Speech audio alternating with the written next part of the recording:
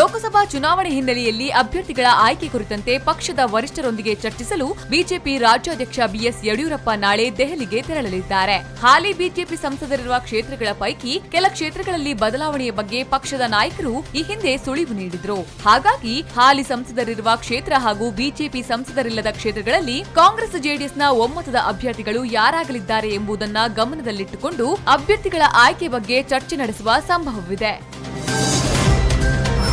ತಿಲಕ ಹಾಗೂ ಉದ್ದನಾಮದ ಬಗ್ಗೆ ಮಾಜಿ ಸಿಎಂ ನೀಡುತ್ತಿರುವ ಹೇಳಿಕೆ ಹಾಗೂ ಟ್ವಿಟರ್ ಸ್ಟೇಟ್ಮೆಂಟ್ಗಳ ಸಂಬಂಧ ಬಿಜೆಪಿ ಹಾಗೂ ಅದರ ಫಾಲೋವರ್ಸ್ಗಳು ತಿರುಗಿ ಬಿದ್ದಿದ್ದಾರೆ. ಈ ಸಂಬಂಧ ಸೆಲ್ಫಿ ವಿತ್ ತಿಲಕ್ ಹ್ಯಾಶ್ಟ್ಯಾಗ್ ಅಭಿಯಾನ ಶುರುವಾಗಿದ್ದು, ಸಂಸದ ಅನಂತಕುಮಾರ್ ಹೆಗಡೆ ಸೇರಿದಂತೆ ನೂರಾರು ಮಂದಿ ತಿಲಕ ಹಣೆಗಿಟ್ಟುಕೊಂಡವರ ಫೋಟೋಗಳನ್ನ ಪೋಸ್ಟ್ ಮಾಡಿ ಸಿದ್ದರಾಮಯ್ಯರನ್ನ ಟೀಕಿಸುತ್ತಿದ್ದಾರೆ.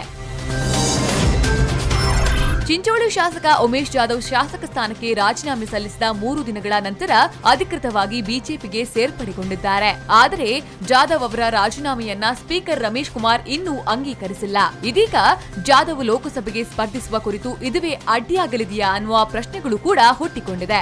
ಆದರೆ ಕಾನೂನು ತಜ್ಞರು ಮತ್ತು ಮಾಜಿ ಸ್ಪೀಕರ್ ಹೇಳುವಂತೆ ಚುನಾವಣೆಯಲ್ಲಿ ಸ್ಪರ್ಧಿಸಲು ಶಾಸಕರಿಗೆ ಅನರ್ಹತೆಯ ಕುರಿತ ಅರ್ಜಿಯು ತಡೆಯಾಗುವುದಿಲ್ಲ ಎನ್ನಲಾಗಿದೆ.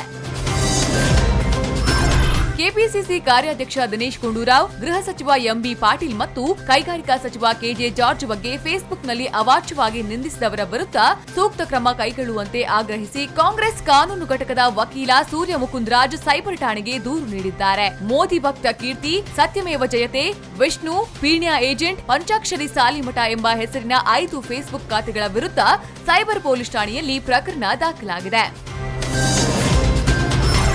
2019ರ ಲೋಕಸಭಾ ಚುನಾವಣೆ ಸಮೀಪಿಸುತ್ತಿದ್ದಂತೆ ಎಲ್ಲಾ ಸಂಸದರು ಜನರ ಬಳಿಗೆ ಹೋಗಲು ಸಜ್ಜಾಗುತ್ತಿದ್ದಾರೆ. ಉಡುಪಿ ಚಿಕ್ಕಮಗಳೂರು ಲೋಕಸಭಾ ಕ್ಷೇತ್ರದ ಬಿಜೆಪಿ ಸಂಸದೆ ಶೋಭಾ ಕರಂದ್ಲಾಜೆ ಇಂದು ಮಧ್ಯಾಹ್ನ 12ಕ್ಕೆ ರಿಪೋರ್ಟ್ ಕಾರ್ಡ್ ಬಿಡುಗಡೆ ಮಾಡಲಿದ್ದಾರೆ. ಕಳೆದ 5 ವರ್ಷಗಳಲ್ಲಿ ಉಡುಪಿ ಚಿಕ್ಕಮಗಳೂರು ಕ್ಷೇತ್ರದ ಸಂಸದೆಯಾಗಿ ಮಾಡಿದ ಸಾಧನೆಗಳ ರಿಪೋರ್ಟ್ ಸಂಸದೆ ಶೋಭಾ ಕರಂದ್ಲಾಜೆ ಬಿಡುಗಡೆ ಮಾಡಲಿದ್ದಾರೆ.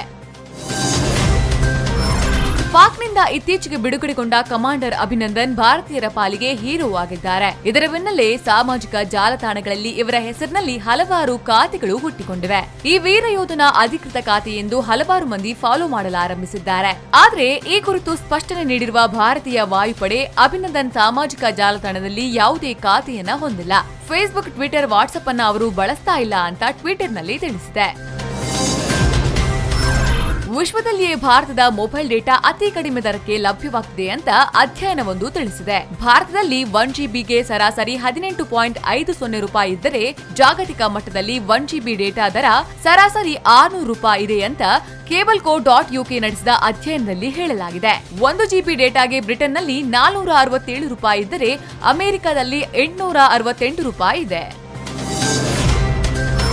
ಕ್ರಿಕೆಟಿಗ ಕೆಎಲ್ ರಾಹುಲ್ ಹಾಗೂ ಪಾಂಡ್ಯ ಖಾಸಗಿ ಸಂದರ್ಶನದಲ್ಲಿ ಮಹಿಳೆಯರ ಬಗ್ಗೆ ಆಕ್ಷೇಪಾರ್ಹ ಹೇಳಿಕೆ ನೀಡಿ ಬಿಸಿಸಿಐನಿಂದ ಅಮಾನತಿಗೆ ಒಳಗಾಗಿದ್ರು. ಬಳಿಕ ತನಿಖೆ ನಡೆಯುವವರೆಗೂ ಅವರ ಮೇಲಿನ ಅಮಾನತು ಶಿಕ್ಷೆಯನ್ನ ತೆರವುಗೊಳಿಸಲಾಗಿತ್ತು. ಇದೀಗ ಈ ಸಂಬಂಧ ಬಿಸಿಸಿಐ ಆಡಳಿತಾಧಿಕಾರಿಗಳ ಸಮಿತಿ ಪ್ರಕರಣವನ್ನ ಓಂಬುಡ್ಸ್ಮನ್ಗೆ ವಹಿಸುವ ಸಾಧ್ಯತೆ ಇದೆ. ಇಂದು ಮಧ್ಯಾಹ್ನ 2 ಗಂಟೆಗೆ ಸಭೆ ಸೇರಲಿರುವ ಆಡಳಿತಾಧಿಕಾರಿಗಳ ಸಮಿತಿ ಪ್ರಕರಣದ ಕುರಿತು ಚರ್ಚೆ ನಡೆಸಲಿದೆ. 4G ಆಯಿತು. ಇದೀಗ 5G ನೆಟ್ವರ್ಕ್ ಹೊಂದಿರುವ ಮೊಬೈಲ್ ಸದ್ಯದಲ್ಲೇ ಭಾರತಕ್ಕೆ ಲಗ್ಗೆ ಇಡಲಿದೆ. ಇದೇ ಏಪ್ರಿಲ್ ತಿಂಗಳೊಳಗೆ 5G ನೆಟ್ವರ್ಕ್ ಹೊಂದಿರುವ ಮೊಬೈಲ್ ಭಾರತಕ್ಕೆ ಕಾಲಿಡಲಿದೆ ಅಂತ ಸ್ಯಾಮ್ಸಂಗ್ ಕಂಪನಿಯ ಗ್ಯಾಲಕ್ಸಿ S10 ಮೊಬೈಲ್ ಭಾರತದಲ್ಲಿ 5G ನೆಟ್ವರ್ಕ್ ಸಾಮರ್ಥ್ಯದ ಮೊಬೈಲ್ ಏಪ್ರಿಲ್ ಮಧ್ಯಭಾಗದಲ್ಲಿ ಭಾರತಕ್ಕೆ ಪರಿಚಯಿಸಲಿದ್ದೇವೆ ಅಂತ ಕಂಪನಿ ಹೇಳಿದೆ. ರಘುರಾಮ್ ನಿರ್ದೇಶನದಲ್ಲಿ ಗುರುನಂದನ್ ನಾಯಕನಾಗಿ ನಟಿಸ್ತಾ ಇರೋ ಮಿಸ್ಸಿಂಗ್ ಬಾಯ್ ಚಿತ್ರದ ಟ್ರೇಲರ್ ಅನ್ನ ಇವತ್ತು ಕಿಚ್ಚ ಸುದೀಪ್ ರಿಲೀಸ್ ಮಾಡಲಿದ್ದಾರೆ. ಕಳೆದು ಹೋಗಿರುವ ಹುಡುಗನ ನೈಜ ಕಥೆಯನ್ನ ಆಧರಿಸಿದ ಸಿನಿಮಾ ಇದಾಗಿದ್ದು, ಚಿತ್ರತಂಡ ವಿಭಿನ್ನ ಪೋಸ್ಟರ್ಗಳ ಮೂಲಕ ಕ್ಯೂರಿಯಾಸಿಟಿ ಹುಟ್ಟಿಸಿತ್ತು. ಇದೀಗ ಚಿತ್ರದ ಟ್ರೇಲರ್ ರಿಲೀಸ್ ಆಗಲಿದ್ದು, ಚಿತ್ರದಲ್ಲಿ ರಂಗಾಯಣ ರಘು, ರವಿಶಂಕರ್ ಗೌಡ, RJ ಪ್ರದೀಪ್ ಸೇರಿದಂತೆ ಹಲವಾರು ಸ್ಟಾರ್ ಕಲಾವಿದರು ವಿಶಿಷ್ಟ ಪಾತ್ರಗಳಲ್ಲಿ ಕಾಣಿಸಿಕೊಂಡಿದ್ದಾರೆ.